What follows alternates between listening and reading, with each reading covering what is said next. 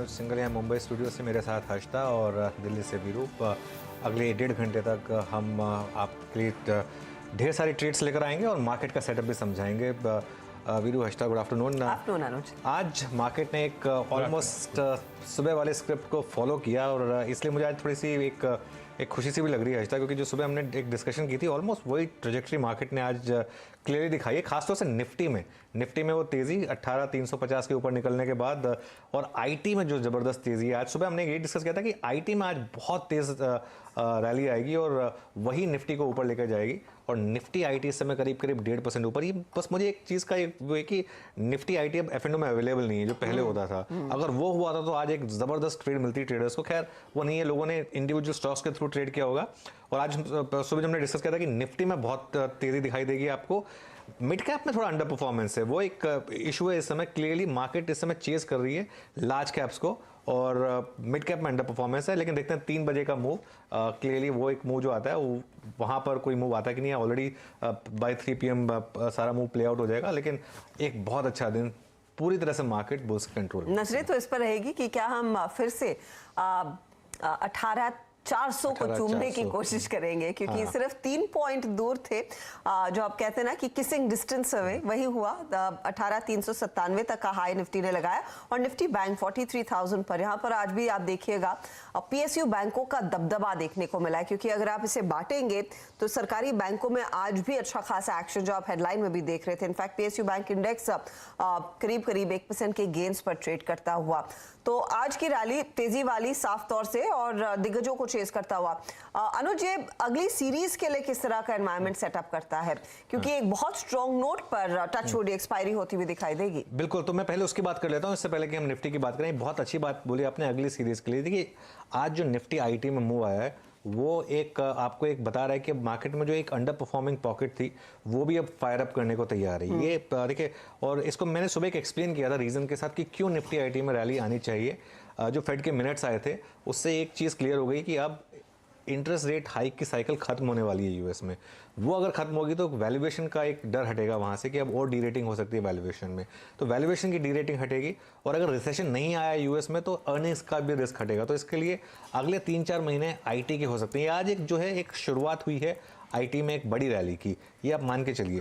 तो ये एक फैक्टर है। अच्छा, तो इसके लिए मुझे लग रहा है कि एक और चीज़ हो रही है हर्षदा, सब कह रहे हैं कि थोड़ा डर लग रहा है मार्केट में, लेकिन छोड़ना कोई नहीं चाहता मार्केट को। सब इसको एक तो दिसंबर का प्रीमियम देखे आप निफ्टी फ्यूचर्स का, मैंने नहीं देखा कब 100, 150, 110 पॉइंट का प्रीमियम निफ्टी फ्यूचर में है। स्टार्ट ऑफ द सीरीज में निफ्टी फ्यूचर का प्रीमियम देखिए आप। 1 दिसंबर की कॉल्स का प्रीमियम देखिए एक बार जरा, 145 पॉइंट का प्रीमियम निफ्टी फ्यूचर्स में।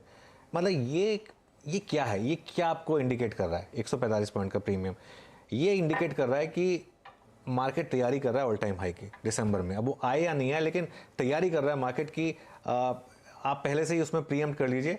और जो मैं कह रहा हूँ 1 दिसंबर के ऑप्शन देखिए आप, एट द मनी ऑप्शन 100 रुपये में ट्रेड कर रहा है निफ्टी का। अच्छा, ये अब आज के आंकड़े जो मैं दिखाना चाह रहा था, उसमें आप देखिए 18,300 की जो कॉल है, और जो उसमें काफ़ी हद तक अनवाइंडिंग हुई है। 81 लाख शेयर्स कट हुए हैं।